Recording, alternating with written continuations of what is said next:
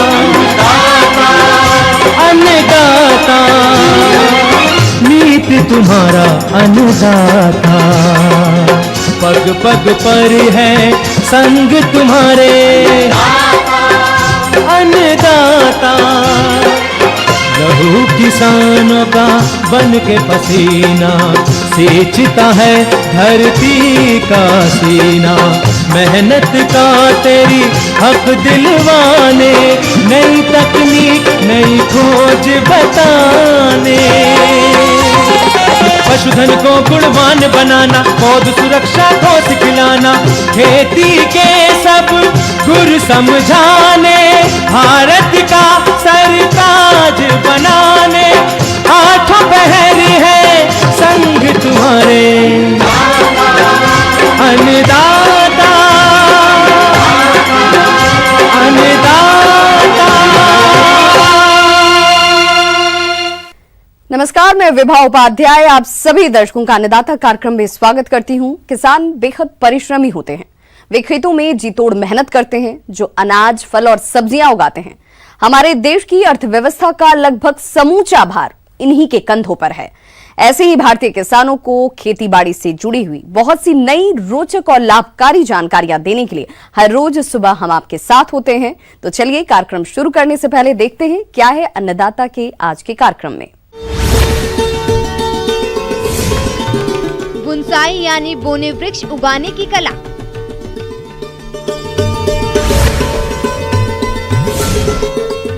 सर्दी के मौसम में सब्जी फसलों का प्रबंधन।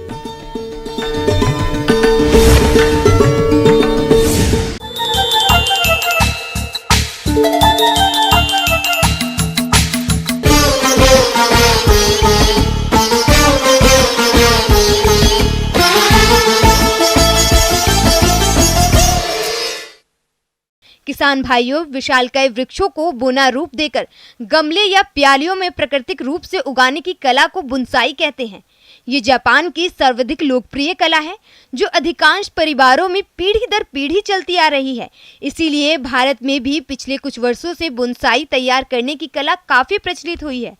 यही कारण है कि आज अपने देश में बोनसाई एक लघु व्यवसाय के रूप में उभर रहा है, क्योंकि अच्छी तैयार की गई बोनसाई को प्राकृतिक प्रेमी मुंह मांगी कीमतों पर खरीद लेते हैं। तो आप किस प्रकार से तैयार करें बोनसाई पौधे, इस बारे में जानकारी दे रही हैं विषय विशेषज्ञ।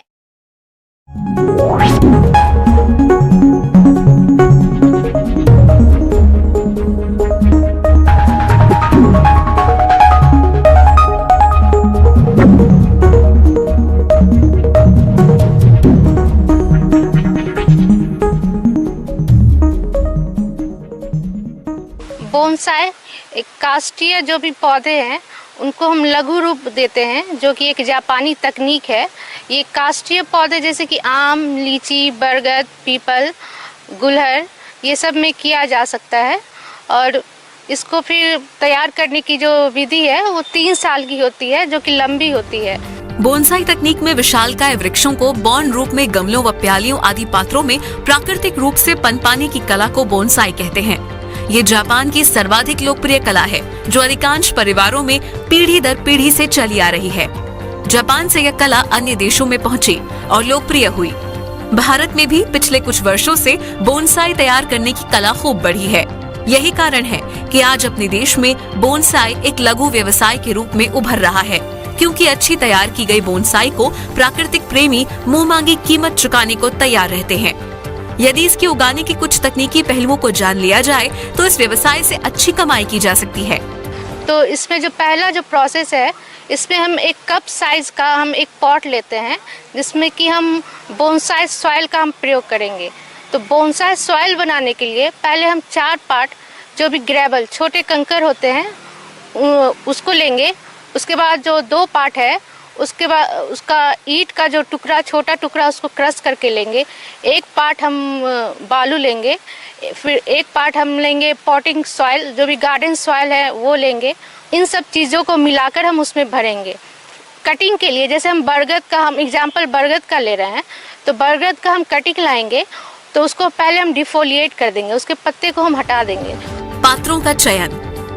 बोनसाई तैयार करने के लिए विभिन्न आकार एवं आकृतियों वाले पात्रों का उपयोग किया जाता है।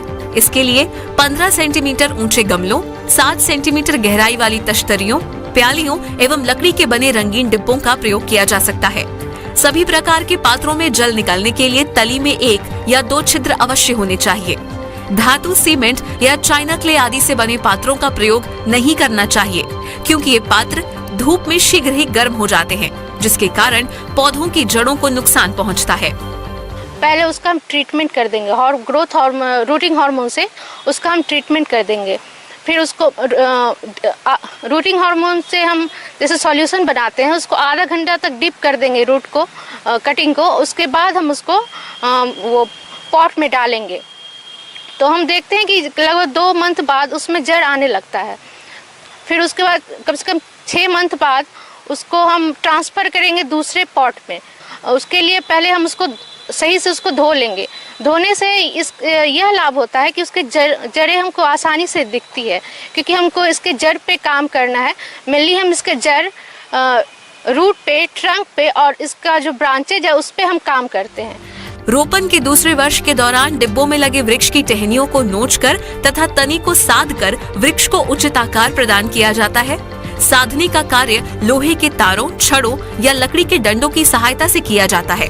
तनों को मोड़कर, घुमाव देकर या सीधा बढ़ाकर बोनसाई वृक्ष को कोई अनूठा या फिर प्राकृतिक स्वरूप प्रदान किया जाता है।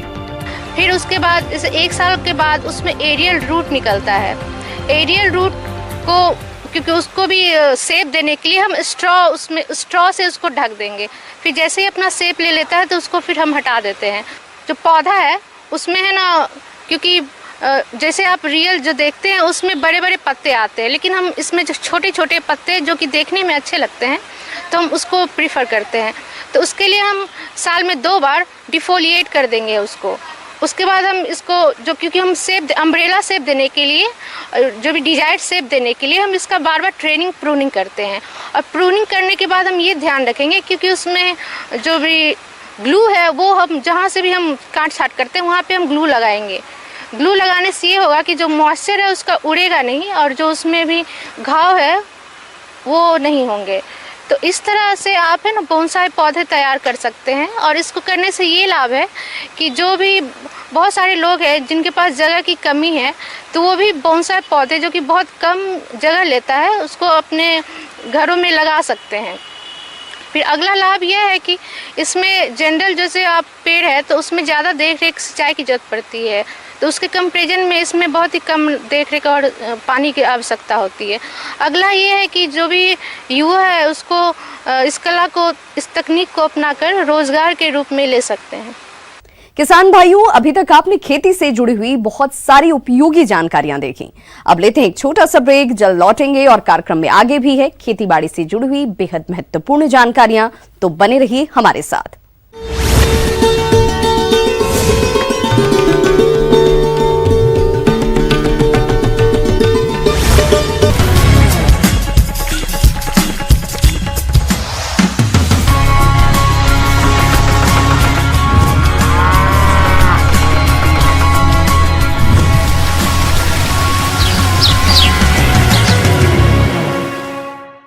ब्रेक के बाद आप सभी दर्शकों का अन्नदाता में एक बार फिर से स्वागत है। चलिए रुक करते हैं अपनी अगली कड़ी की ओर।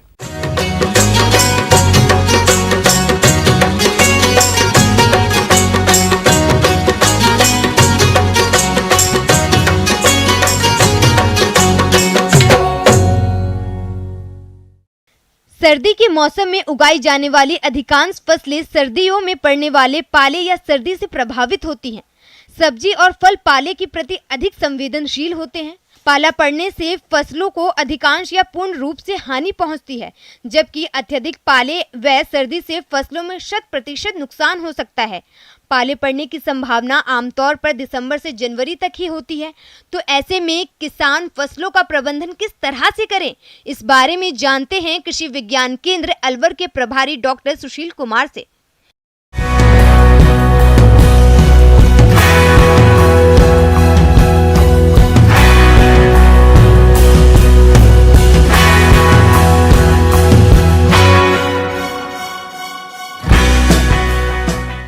किसान भाइयों राम राम। मैं सुशील कुमार शर्मा, प्रधान वैज्ञानिक एवं अध्यक्ष कृषि विज्ञान केंद्र बानसूर अलवर। सबसे पहले तो न्यूज़ 18 के चैनल वालों को मैं बधाई देना चाहूँगा कि किसानों के लिए आप लोग दिन प्रतिदिन अच्छी से अच्छी जानकारी उपलब्ध करवाते हैं और निश्चित रूप से किसानों की आय में वृद्धि करने के लिए ये भी एक बेहतरीन स्रोत है। साथ ही साथ देखिए, अब वक्त आ गया है कि हम लोग अपनी जो लीक से यानी परंपरागत जो खेती करते चले आ रहे हैं, जो गेहूं चना सरसों, उनसे हट करके भी कुछ हमें सोचना चाहिए। और आजकल तो बहुत से जो प्रोग्रेसिव किसान हैं वो ऑलरेडी इन चीज़ों को कर भी रहे हैं। सर्दी का मौसम चल रहा है और आने वाले समय में सर्दी का प्रकोप बढ़ने वाला है। सर्दी का असर दिखने लगा है। दिन प्रतिदिन तापमान में कमी आ रही है। सुबह और रात के तापमान में काफी गिरावट दर्ज की जा रही है। विशेषकर उत्तर भारत में सर्दी का प्रकोप कुछ अधिक ही रहता है। इसका प्रभाव इंसानों के साथ ही फसलों पर भी पड़ता है। अधिक सर्दी से फसलों की उत्पादकता पर विपरीत असर पड़ता है और परिणाम स्वरूप कम उत्पादन प्राप्त होता है। इसीलिए सर्दी के मौसम में फसलों को विशेष देखभाल की जरूरत होती है। ऐसे में किसानों को चाहिए कि वो फसलों को शीतलहर व पाले से बचाने के लिए अपने प्रयास तेज करें ताकि संभावित हानि से बचा जा सके। जैसा कि मैं देख रहा हूं कि किसान भाई आजकल बहुत सी नई नई तकनीकों को काम में ले रहे हैं, तो मैं चाहूँगा कि आप सभी लोग भी इन चीज़ों को, एक तो लो टनल जिसमें कि हम सब्जियों के पौध जो है वो जब हम लगा देते हैं रेस बेड पर, आजकल सामान्यतः जो उठी हुई बेड होती है उस पर सब्जियां सभी किसान भाई कर रहे हैं। अब उन रेस बेड पर जब हमने सब्जी लगा दी है और अब दिसंबर और जनवरी के 2 महीने जो ऐसे हैं जिसमें कि ठंड ज़्यादा पड़ती है और पाला भी आता है, ऐसी स्थिति में हम वहाँ पर एक जो कहते हैं ना कि छोटी सी गोलाकार रिंग सी बनाकर उसके ऊपर आप या तो सफ़ेद या काले रंग की जो प्लास्टिक की जो शीट आती है उससे उसको हम कवर कर सकते हैं। तो उससे क्या होगा कि आपके पूरे 2 महीने तक आपकी जो सब्जी, क्योंकि इस समय जो जैसे टमाटर या कोई आदमी किसान लगा रहा है तो वो ठंड से भी आपका बच जाएगा और जैसे ही ठंड निकलेगी और तुरंत प्रभाव से आपके मार्केट में सबसे पहले टमाटर आने शुरू हो जाएंगे। साथ ही साथ कुकुरबिटेसी की अगर हम बात करते हैं, खरबूज तरबूज, किसान भाई जो है इनको यहाँ जो कर रहे हैं बुआई, वो लोग भी इस तरीके से जो नीची मतलब लो टनल जो फार्मिंग है वेजिटेबल कल्टीवेशन की, उससे एक आपकी बचत सर्दी की भी होती है। साथ ही साथ ड्रिप सिस्टम के साथ में हम लोग खेती कर रहे हैं। ड्रिप पे होने की वजह से अननेसेसरी के खरपतवार उसमें उगते नहीं हैं और खरपतवारों को आवश्यक होता है ओपन, वो जैसे टनल में आएंगे तो खरपतवारों की ग्रोथ कम हो जाएगी और साथ ही साथ आपकी सब्जियों की जो है पैदावार ग्रोथ जो है वो सही रहेगी। इसके साथ साथ एक लो कॉस्ट जो है थोड़ा 6 से 8 फीट हाइट तक का प्लास्टिक की शीट, वही सफ़ेद रंग की जो है लगा करके, और उसको भी किसान भाई आजकल खूब काम में ले रहे हैं। इसमें यह है कि आप पूरे जैसे आपका आधा बीघा या 1 बीघा में अगर सब्जी है उसमें तो हमें एक एक बेड को कवर करना होता है और इसमें हम क्या कर सकते हैं कि 1 बीघा या आधा बीघा के खेत को साइड में जो है बड़े हम पोल या बांस लगा करके और उनके सहायता से बीच में तार बांध के, और अगर हम प्लास्टिक की शीट ऊपर बिछा देते हैं, ज़मीन से उसकी 6 से 5 से 7 फीट तक की ऊंचाई हम रखते हैं, जिसमें कि एक आदमी झुक करके आराम से उसके अंदर जा सकता है। उससे पानी भी आप अपने माइक्रो इरिगेशन सिस्टम के द्वारा दे सकते हैं। और कोई अगर आपको उसके अंदर कोई कार्य करना है, कृषि कार्य करना है, तो उसको भी आप जो है आराम से उसके अंदर कर सकते हैं। साथ ही साथ ठंड से बच सकता है। दक्षिण दिशा की तरफ से उसका मुँह थोड़ा सा हम खुला रखते हैं ताकि क्या है कि सूर्य का प्रकाश जो है वो मिलता रहे, और क्योंकि हमेशा उत्तर और पूरब की जो हवाएं हैं वही हमें सर्दी से फसलों को जो है वो ख़राब करती हैं। तो यदि अगर हम दक्षिण दिशा में थोड़ा सा खुला रख लेते हैं तो ऐसी परिस्थिति में हमारी सब्जियों का जो है उसमें नुकसान नहीं होता है। प्रदेश के किसान भाई अच्छी आय कमाने के लिए सब्जियों की खेती करते हैं और उसके लिए नर्सरी तैयार करते हैं, लेकिन बहुत से किसान परंपरागत तरीके से उगाते हैं जिसमें फसल सर्दी और पाले के प्रकोप से नष्ट हो जाती है, जिससे नुकसान उठाना पड़ता है। तो इस नुकसान से बचने के लिए किसान कैसे करे सर्दी में सब्जी फसलों का प्रबंधन और कौन कौन सी तकनीकियों को अपनाएं, इस प्रकार से है। तो देखिए, यहाँ पर सब्जी उगाने वाले बहुत से किसान हो चुके हैं। अब सब्जियों का उगाना तो चलिए ठीक है, मेहनत भी कर लिया आपने, सब कुछ है, लेकिन कई बार क्या होता है कि इतना खर्चा करने के बाद भी और हमारी छोटी सी एक किसी गलती की वजह से हमें बहुत सारा नुकसान हो जाता है। तो विशेषकर आज मैं बात करना चाहूँगा कि सब्जियों को सर्दी से और पाले से कैसे बचाया जाए। पाले से बचाने के लिए ज़्यादातर किसान भाई जानते भी हैं और सबको पता भी है कि पाला जब पड़ता है तो एक तो हमारे जितने भी बुज़ुर्ग किसान भाई हैं उन सभी को इस चीज़ का पहले से ही एहसास हो जाता है कि हाँ आज पाला पड़ सकता है। अर्थात आसमान साफ़ हो, हवाएं एकदम बंद हो और टेम्परेचर डाउन अगर है तो अंदाज़ लगना शुरू हो जाता है कि भाई हाँ आज पाला पड़ सकता है। तो ऐसी इस परिस्थिति में सामान्य जो उपचार हम लोग करते हैं कि खेत की उत्तर दिशा की मेड़ की तरफ कचरा इकट्ठा करके उसके अंदर आग लगा दी जाए ताकि धुआं हो जाए, या खेत में सिंचाई कर दी जाए, या और भी आपके सल्फ्यूरिक एसिड या सल्फ़र वगैरह जो है इनको काम में लेने से हम सामान्य जो तरीके हैं इसके पाले से बचाव के ये तो है ही हैं।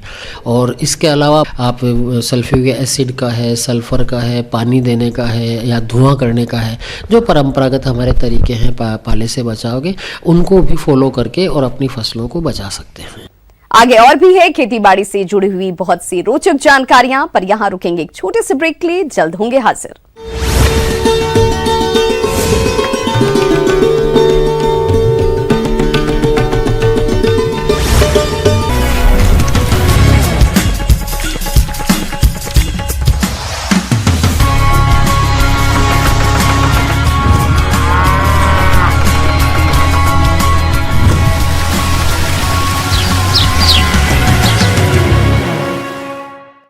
ब्रेक के बाद एक बार फिर से आप सभी दर्शकों का अन्नदाता कार्यक्रम में स्वागत है। बढ़ते हैं अपनी अगली प्रस्तुति की ओर।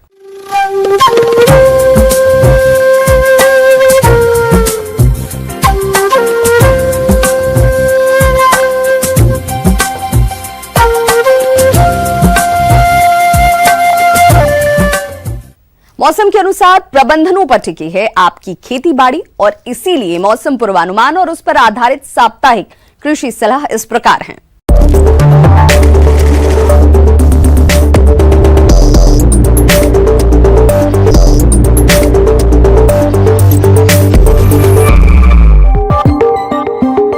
ग्रामीण कृषि मौसम सेवा भारत सरकार एवं राजस्थान कृषि अनुसंधान संस्थान दुर्गापुरा जयपुर द्वारा भेजे गए मौसम पूर्वानुमान के आधार पर किसान भाइयों को सलाह दी जाती है कि कोरोना कोविड-19 के गंभीर फैलाव को देखते हुए किसान भाई सरकार की सलाह का सख्ती से पालन करें और स्वयं की उचित देखभाल करते हुए व्यक्तिगत स्वच्छता, मास्क का उपयोग, साबुन से उचित अंतराल पर हाथ धोना और एक दूसरे से सामाजिक दूरी बनाए रखने पर विशेष ध्यान दें। इस समय मटर की फसल में पाउडरी मिल्ड्यू रोग होने की संभावना है।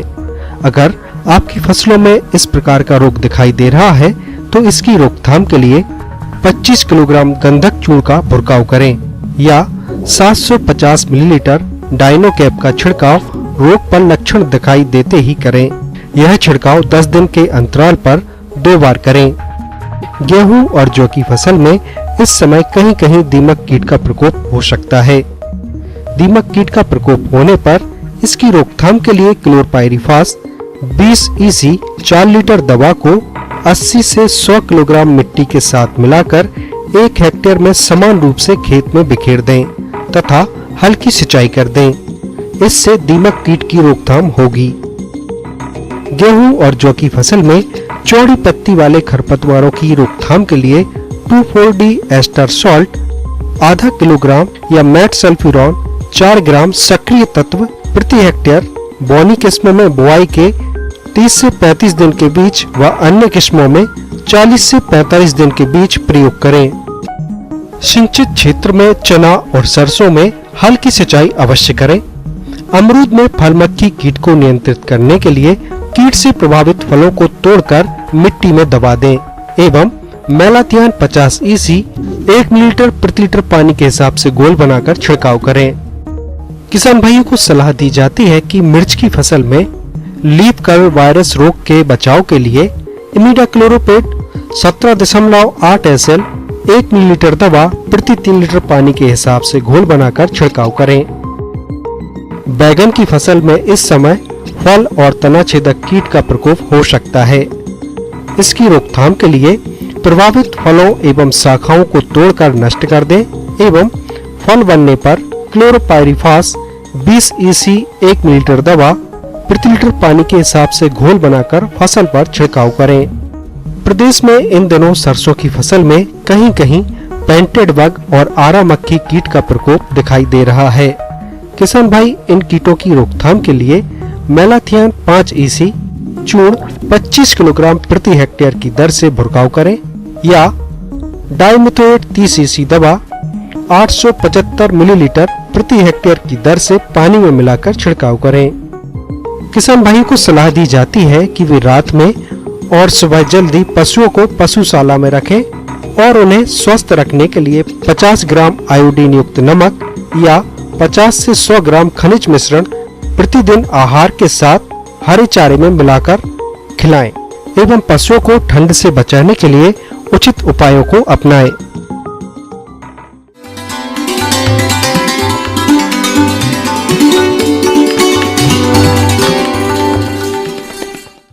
अन्नदाता हेल्पलाइन निशुल्क फोन संपर्क सेवा के माध्यम से आपके द्वारा पूछे गए प्रश्नों में से एक या दो महत्वपूर्ण प्रश्न को हम अपने कार्यक्रम में शामिल करते हैं और इसी के तहत आज का चयनित प्रश्न और उसका जवाब इस प्रकार है।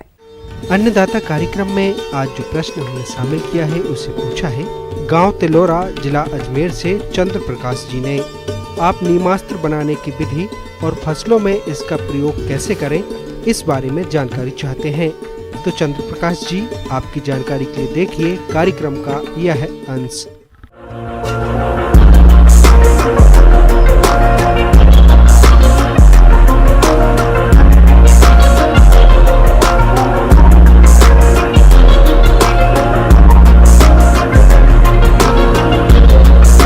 किसान बंधुओं, अपने जो है कीड़े से बचने के लिए आप जो है जैविक में आप जो है नीमास्त्र का जो है बहुत अच्छा आप उपयोग कर सकते हैं।